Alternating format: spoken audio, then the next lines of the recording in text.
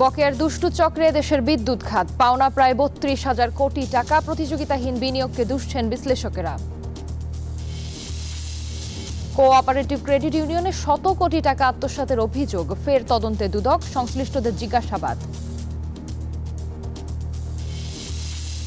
শীতের সবজিতে বাজার সয়লাভ হলেও দাম চড়া, কমেনি আলু পেঁয়াজের দাম, মূল্য সংযোজন কর কমানোর প্রভাব নেই।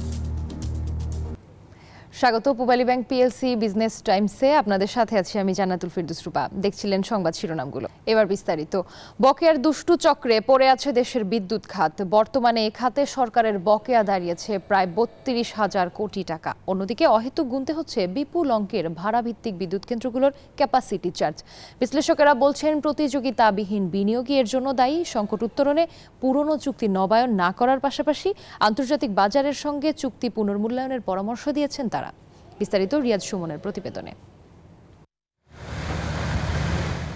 দেশে এখন দিনে বিদ্যুৎ উৎপাদন সক্ষমতা আছে ২৬,০০০ মেগাওয়াটের বেশি, বিপরীতে চাহিদা ১৬,০০০ মেগাওয়াটের কম। চাহিদা অল্প হলেও জ্বালানির অভাবে কাঙ্ক্ষিত উৎপাদন করতে পারছে না সরকারি বেসরকারি বিদ্যুৎ কেন্দ্রগুলো। তথ্য বলছে, গত বছরের ১৯ এপ্রিল দেশে সর্বোচ্চ ১৫,৬৪৮ মেগাওয়াট বিদ্যুৎ উৎপাদন হয়েছিল।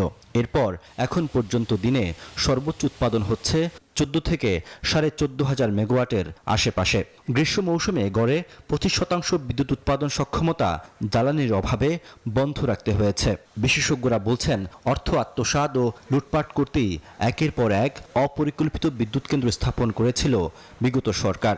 জ্বালানি আমদানিতে প্রচুর অর্থের প্রয়োজন হয়, তো প্রতি বছর যদি এই পরিমাণ অর্থ আমার লাগে জ্বালানি আমদানিতে, তো সেটা তো আপনার একটা রাজস্ব খাতে বড় আকারের ঘাটতি সৃষ্টি করে। বিদ্যুৎ উৎপাদন প্রকল্পে প্রায় ৭০% থাকে বৈদেশিক মুদ্রা। সেই বৈদেশিক মুদ্রা যদি সরকারই সরবরাহ করবে, তাহলে কেন বেসরকারি খাত থেকে বিদ্যুৎ উৎপাদন কিনে তাদেরকে বেশি বেশি মুনাফা দিতে হবে? যেই সব পাওয়ার প্ল্যান্টে এই বকেয়াটা আছে তাদেরকে আমরা দোষী সাব্যস্ত করতে পারি। তোমরাই বিগত সরকারের সাথে যোগ সাদৃশ্যে এই সমস্যাটা ক্রিয়েট করেছো, আর যেগুলা দেনা হয়ে আছে সেগুলোর ব্যাপারে তাদেরকে একরকম চাপ দেওয়া। বাংলাদেশ বিদ্যুৎ উন্নয়ন বোর্ড বিপিডিসির তথ্য বলছে, জুন মাসের হিসাবে সংস্থাটির বিদ্যুৎ কেনার বিপরীতে বকেয়া দায় প্রায় ৩২,০০০ কোটি টাকায় পৌঁছেছে। দিন দিন যা আরও বাড়ছে। অর্থনীতিবিদরা বলছেন, অপচয়ের খাত বন্ধ করতে আন্তর্জাতিক প্রতিষ্ঠানগুলোর সাথে চুক্তি পুনর্মূল্যায়ন করতে হবে। আগের কন্ট্রাক্টগুলো করাই হয়েছিল হলো ইমার্জেন্সি পাওয়ার অ্যাক্টের আন্ডারে, এবং যেটির আন্ডারে কোনো কম্পিটিটিভ বিডিং হতো না, ফলে অনেক উচ্চ মূল্যে সরকার সে সময় বিদ্যুৎ কিনেছেন।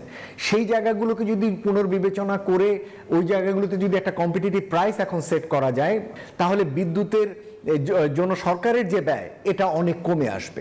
এই যে একটা দুষ্ট চক্র যে তৈরি হয়েছে, যে ঋণ দিয়ে এখন ঋণ পরিশোধ করা বা ঋণ দিয়ে বাকি পরিশোধ করার যে চক্র তৈরি হয়েছে, এটা যতক্ষণ পর্যন্ত না ভাঙবে ততক্ষণ পর্যন্ত কিন্তু আপনি কতবার আপনি ঋণ নেবেন। জ্বালানি নিরাপত্তা নিশ্চিতে আমদানি নির্ভরতা থেকে বের হয়ে আসার বিকল্প নেই। এজন্য নিজস্ব উৎসের উপর জোর দেওয়ার তাগিদ বিশেষজ্ঞদের। রিয়াজ সুমন, নিউজ 24, ঢাকা। শত কোটি টাকা আত্মসাতের অভিযোগ উঠেছে ক্রেডিট ইউনিয়নের সমন্বয়ে গঠিত কালবের জোনাস ঢাকির নেতৃত্বে বিগত কমিটির বিরুদ্ধে। ইতিমধ্যে দুদকের অনুসন্ধানে রিসোর্টের বার খোলার নামে ৫ কোটি টাকার উপরে লোপাটের প্রমাণ পেয়েছে। ২ বছর আগে শুরু হওয়া এই দুর্নীতির তদন্তে পুনরায় সংশ্লিষ্টদের জিজ্ঞাসাবাদও করছে সংস্থাটি। গাজীপুরের কালীগঞ্জে অবস্থিত কাল্ব রিসোর্ট রেস্টুরেন্ট। কালবের এই রিসোর্টে বারের লাইসেন্স ও আমদানির জন্য ৫,২৫,০০,০০০ টাকা উত্তোলন করে তৎকালীন চেয়ারম্যান জোনাস ঢাকি ও সেক্রেটারি মৃত আলফ্রেড রয়। পরবর্তীতে তাদের যোগসাজশে এই টাকা আত্মসাৎ করা হয় বলে দুদকের অনুসন্ধানে উঠে এসেছে। নিয়মিত সঞ্চয় ও সহজসত্ত্বে ঋণ প্রদানের লক্ষ্যে ১৯৭৯ সালে খ্রিস্টানদের ১১টি কোঅপারেটিভ ক্রেডিট ইউনিয়নের সমন্বয়ে গঠিত হয় the cooperative credit union league of Bangladesh, কাল্ব। বর্তমানে প্রায় ১০০-র মতো কোঅপারেটিভ ক্রেডিট ইউনিয়ন কাল্বের সদস্য। দুদকের অভিযোগে বলা হচ্ছে, 2020 থেকে 22 সাল পর্যন্ত জোনাস ঢাকের নেতৃত্বে কালবের পরিচালনা পর্ষদ দায়িত্ব পালন করে অন্তত 100 কোটি টাকা আত্মসাৎ ও বিদেশে পাচার করেছে, যেখানে রিসোর্টে বারের অনুমোদনে দুর্নীতির পাশাপাশি জমি ক্রয়ে 20 কোটি টাকা লুটপাট করা হয়েছে। এছাড়া রিসোর্ট উন্নয়ন, গাড়ি ক্রয়, সরিষা ক্রয় সহ নানাভাবে দুর্নীতির অভিযোগ উঠেছে। কালবের রিসোর্টে বিনিয়োগের নামে কোটি কোটি টাকা লোপাট, কাজ করেনি কিন্তু কোটি কোটি টাকা উত্তোলন করে নিয়ে গেছে। এরকম হাজারো অনিয়ম করে এই কাল থেকে জোনাস ডাকির 6 বছরে প্রায় 100 কোটি টাকা আত্মসাৎ করা হয়েছে। 2022 সালে অনুসন্ধান শুরু হলেও পুনরায় সংশ্লিষ্টদের জিজ্ঞাসাবাদ ও তথ্যউপাত্ত সংগ্রহ করছে দুদক। অনুসন্ধান টিম এই বিষয়ে দালিলিক প্রমাণাদি সংগ্রহ করছেন এবং দালিলিক প্রমাণাদি সংগ্রহ শেষে তারা প্রতিবেদন দাখিল করবেন কমিশনের নিকট এবং কমিশনের অনুমোদন ক্রমে পরবর্তীতে এই বিষয়ে ব্যবস্থা নেওয়া হবে। এসব দুর্নীতির বিষয়ে কালবের বিগত কমিটির সাথে যোগাযোগের চেষ্টা করা হলেও কেউ কথা বলতে রাজি হয়নি। এছাড়া 2019 সালে জাল জালিয়াতি, মিথ্যা তথ্য ও জাল দলিল দাখিল করে 97 কোটি টাকা আত্মসাতের ঘটনায় কালবের সাবেক আরেক চেয়ারম্যান সাইমন এ পেরেরা সহ 7 জনের বিরুদ্ধে মামলা করে দুদক। তাসলিম তৌহিদ, নিউজ 24, ঢাকা। মৌসুমি বাহারি সব সবজিতে সয়লাব বাজার, তবে হাতের নাগালে নেই দাম। বাজারে নতুন আলুর সরবরাহ বাড়লেও দাম না কমে উল্টো কেজি প্রতি বেড়েছে 20 টাকা। বাড়তি দরে পণ্য কিনে ত্রাহি দশা সাধারণ মানুষের। বেশ কিছু পণ্যে মূল্য সংযোজন কর কমালেও তারও প্রভাব নেই বাজারে। বাজারে থরে থরে সাজানো নানা রকমের শীতকালীন টাটকা সবজি, ফুলকপি, বাঁধাকপি, লাউ, শিম, বেগুন সহ বাহারি সব সবজি পাওয়া যাচ্ছে খুচরা ও পাইকারি বাজারে। ক্রেতারা বলছেন দাম এখনো সহনীয় নয়। আগের মতো সাফিসিয়েন্ট যে চলাফেরা সেটা কিন্তু করতে পারছি না, আমাদের অনেক কষ্টের মধ্যে চলতে হচ্ছে। গত সপ্তাহের তুলনায় শিম, মূলা, বেগুন সহ বেশ কয়েকটি সবজির দাম প্রতি কেজিতে 10 থেকে 20 টাকা কমেছে। সরবরাহ বাড়লে দাম আরো কমবে বলছেন বিক্রেতারা। মোটামুটি শীতকালীন যে সবজিগুলা, এই সবজিগুলার কিছুদিনের ভিতরে আরো ভরপুর আমদানি হবে, তখন আমরা আশাবাদী যে আরো দাম কমবে।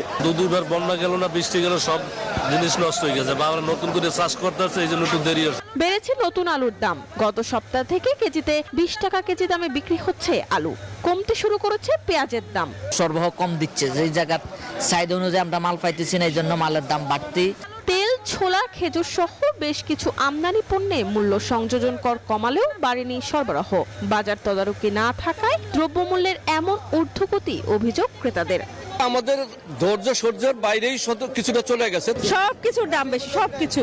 বাজার তদারকি সংস্থা আসছে, একটু দাম কমছে, আবার ওই যে অবস্থা সেই অবস্থায় চলছে। এই সপ্তাহেও অপরিবর্তিত আছে ডিম, মাছ, মুরগি সহ সব ধরনের মাংসের দাম।